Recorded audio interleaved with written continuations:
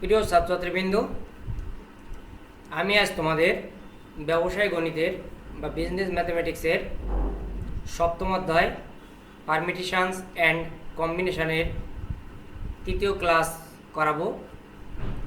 তো এই ক্লাসে আমি কয়েকটি গুরুত্বপূর্ণ অঙ্কের সহজ সমাধান দেওয়ার চেষ্টা করব।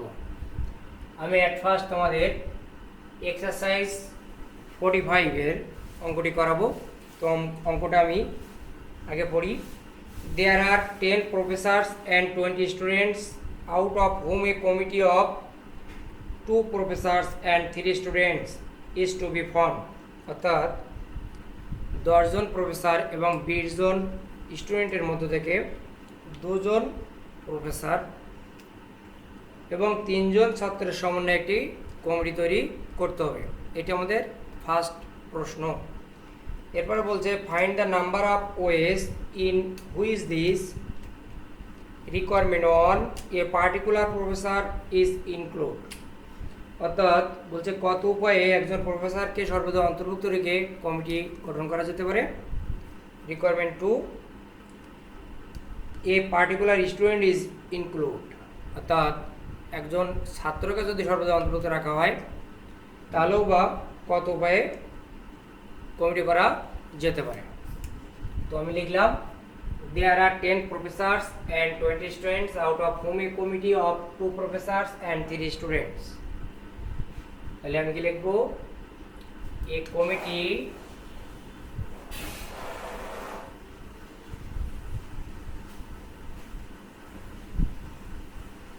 will be formed equal to, যেহেতু 10 জন স্টুডেন্ট তার ভিতর থেকে প্রফেসর তার মধ্যে থেকে নিতে হবে আমার 2 জন, 10C2, 20 জন স্টুডেন্টের মধ্যে থেকে নিতে হবে আমার 3 জন, তাই 20C3। তো আমরা যদি এটা ক্যালকুলেটরে করি তাহলে 10 শিফট ভাগ 2 গুণ 20 শিফট ভাগ 3 ইকুয়াল টু, এটা 51,300 উপায়ে আমরা কমিটিটা করতে পারি। এর পরের যে রিকোয়ারমেন্ট আছে, রিকোয়ারমেন্ট 1, এখানে বলছে কমিটি তৈরি হবে কিন্তু একজন প্রফেসর সর্বদা অন্তর্ভুক্ত থাকবে, প্রতিবারে অন্তর্ভুক্ত থাকবে। তাহলে আমি কি লিখব, এ কমিটি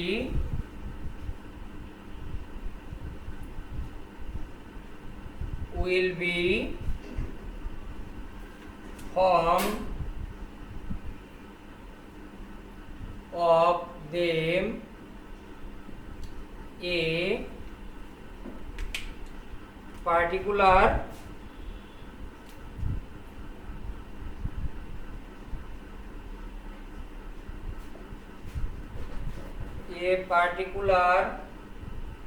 professors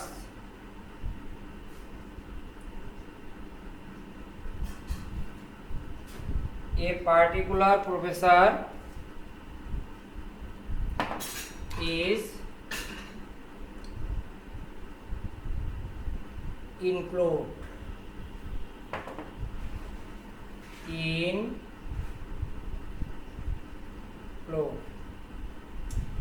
আমরা কোনোভাবে বলতে পারতাম যে particular professor is include comma A committee will be form.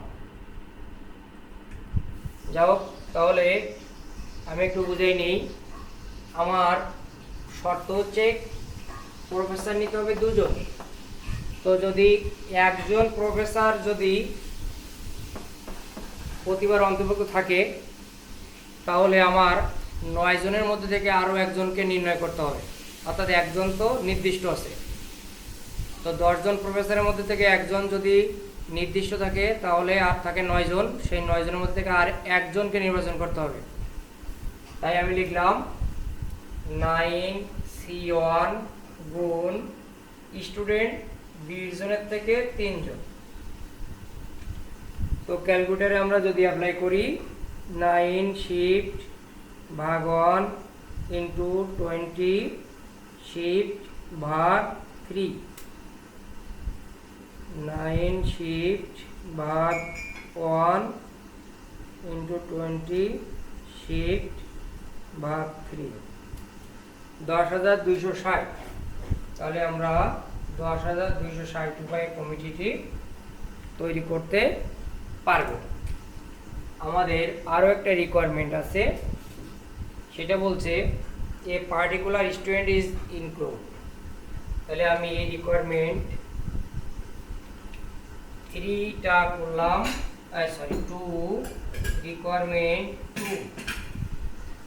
তো আমি একটু ভিন্নভাবে লিখলাম, এ particular student is include A particular student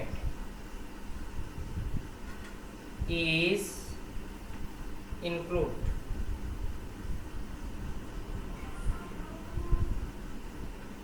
মানে একজন ছাত্রকে সর্বদা অন্তর্ভুক্ত রেখে এ কমিটি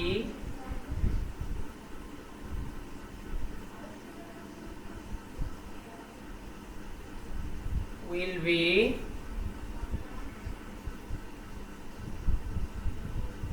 formed, মানে গঠিত হবে। তো একইভাবে এখানে প্রফেসরের কথা বলা নাই, তাহলে প্রফেসর 10 জন থেকে 2 জন, আর স্টুডেন্ট যেহেতু একজন ফিক্সড বলে দিয়েছে, তো আর থাকে 19 জন। আমার যেহেতু স্টুডেন্ট নিতে হবে 3 জন, একজন নেওয়া হয়ে গেছে, আর নিতে হবে 2 জন। তাহলে 10 শিফট ভাগ 2 গুণ 19 শিফট ভাগ 2, অর্থাৎ 7,695। 7,695। তো বইয়ের অ্যান্সারে একটু ভিন্নতা লক্ষ্য করা গেছে। প্রথমটা উত্তর 10,260, ওরা লেখছে 1,140, যেটা কোনো ক্রমেই সম্ভব নয়। 2 নম্বরটা 7,996, আসলে হবে 7,995। তো উত্তর ভুল আছে। আমি আবার এটা করে দেখাই, 9 শিফট ভাগ 1 গুণ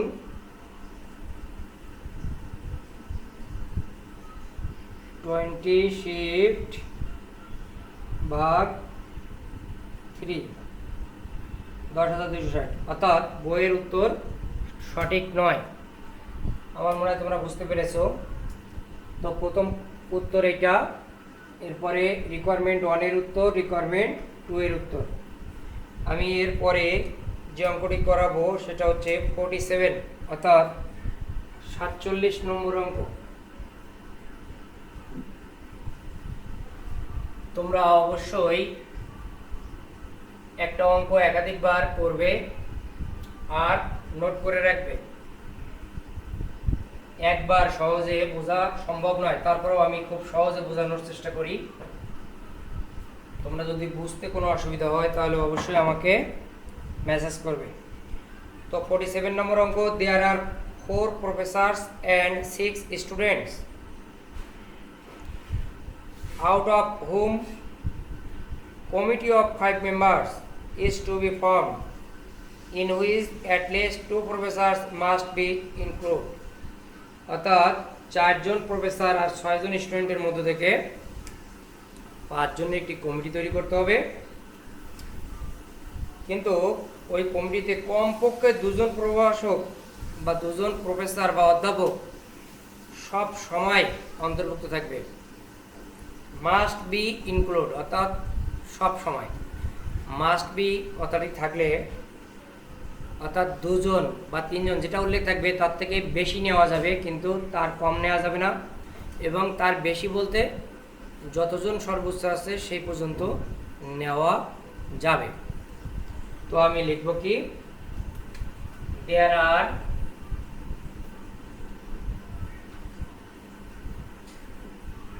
4 professors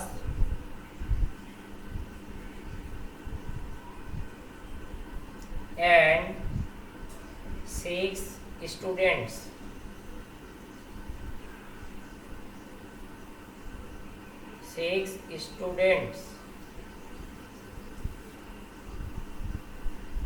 There are 4 professors and 6 students, out of whom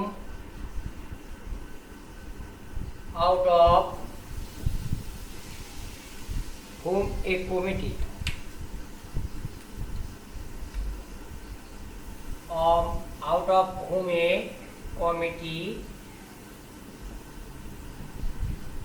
of 5 members,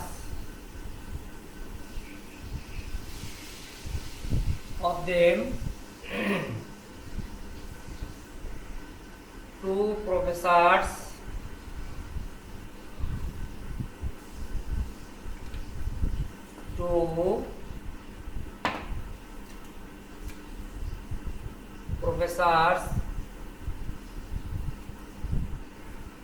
must be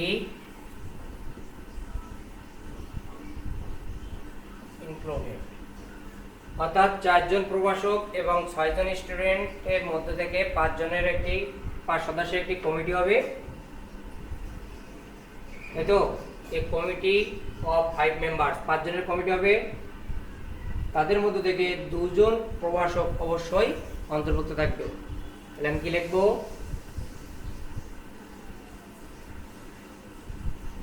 a committee will be formed of 5 members. আমি যেহেতু 5 members উল্লেখ করে গেছি আর উল্লেখ করব না। a committee will be formed, of them 2 professors must be included. তাহলে আমরা এভাবে লিখতে পারি যে 2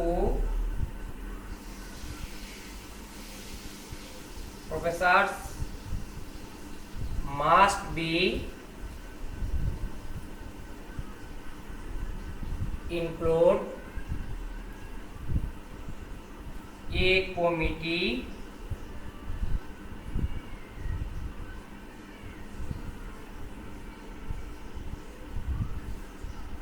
will be formed,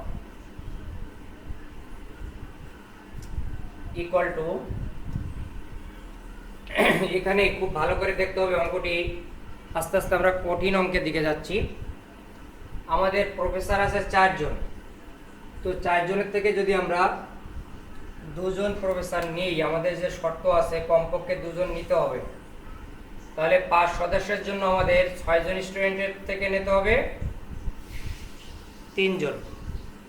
আমি আবারও বলছি, 4 জন প্রফেসর আছে, আমার কমপক্ষে 2 জন নিতেই হবে, মাস্ট বি 2 প্রফেসরস। তাহলে 2 জন নিলে আমার কমিটিটা হবে 5 মেম্বার্সের, 5 জন সদস্যের। তাহলে আমার স্টুডেন্ট আছে 6 জন, সেখান থেকে নিতে হবে 3 জন, তাহলে 3 আর 2 5 জন হয়ে যাবে। আমার প্রফেসর যতক্ষণ পর্যন্ত আছে ততক্ষণ পর্যন্ত আমি বাড়াতে পারবো, প্লাস 4C3, আমি 2 জনের জায়গায় আমি 3 জন নিলাম, অর্থাৎ কমপক্ষে 2 জনের থেকে আমি বেশি নিতে পারবো। তাহলে প্রফেসর যদি 3 জন নেই, স্টুডেন্ট নিতে হবে আমার 2 জন, 6C2 আমি আরেকভাবে নিতে পারবো, প্লাস 4 জনের 4 জন সবই নিতে পারবো, তাহলে স্টুডেন্ট নিতে হবে আমার 1 জন। আমি এই 3টি উপায়ে এই কমিটি নির্বাচন করতে পারি। এখন আমি এটা আলাদা আলাদাভাবে করতে পারি, একবারেও করতে পারি। 4 শিফট ভাগ 2 গুণ 6 শিফট भाग 3 इक्वल टू 120 प्लस 4 शिफ्ट भाग 3 गुण 6 शिफ्ट भाग 2 60 प्लस 4 শিফট ভাগ 4 গুণ 6 শিফট ভাগ 1 6 অর্থাৎ 186। এই 186 উপায়ে আমরা এই 5 সদস্যের কমিটি তৈরি করতে পারবো। আমার মনে হয় তোমরা বুঝতে পেরেছো। তো আমি তোমাদের আজকে এই ভিডিওতে আর একটা সূত্রের প্রমাণ করাবো। আমি প্রথম ক্লাসে একটি করিয়েছিলাম। আমি কম্বিনেশনের একটা সূত্রের প্রমাণ এই ভিডিওতে করে দেখাবো, খুব ইম্পর্টেন্ট। এটা আমি করাচ্ছি প্রবলেম 16। এটা 2014 সালে আসছে, এর আগে পরেও আসছে, আমি এখন করাচ্ছি।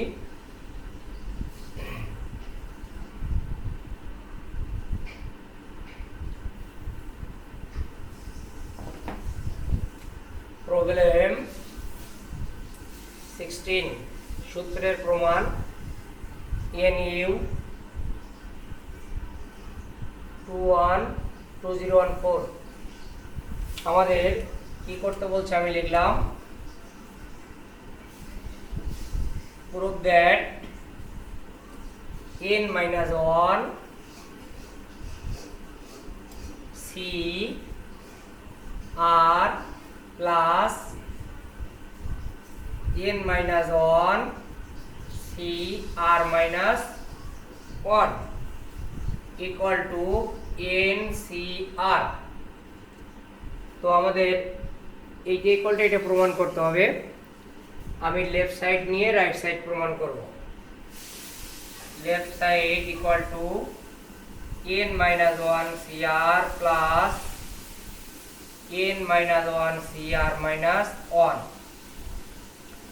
তো সূত্র কি হবে, সি থাকলে উপরেরটারও ফ্যাক্টরিয়াল হবে, নিচেরটারও ফ্যাক্টরিয়াল হবে, আর উপরেরটার সাথে নিচেরটার মাইনাস ফ্যাক্টরিয়াল হবে।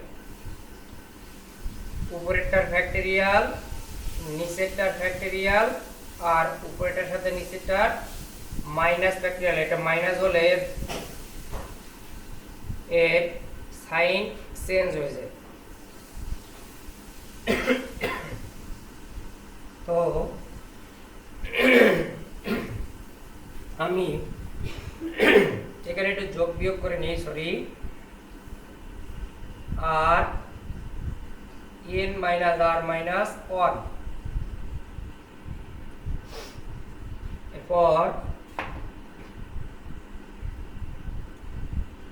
n-1 নিচে r-1, এখানে 1 আর কেটে যায়, তাহলে হইল নিচে থাকলো n-r।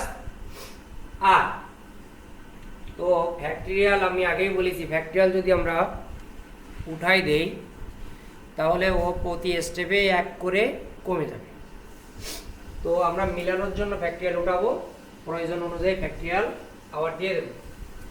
আমরা এই 8টার ফ্যাক্টরিয়াল উঠাইলে পরের স্টেপে হয়ে যায় r-1, যেটা এটার সাথে মিলে যায় এবং আমি মিলে গেলে কমন নিতে সহজ হয়।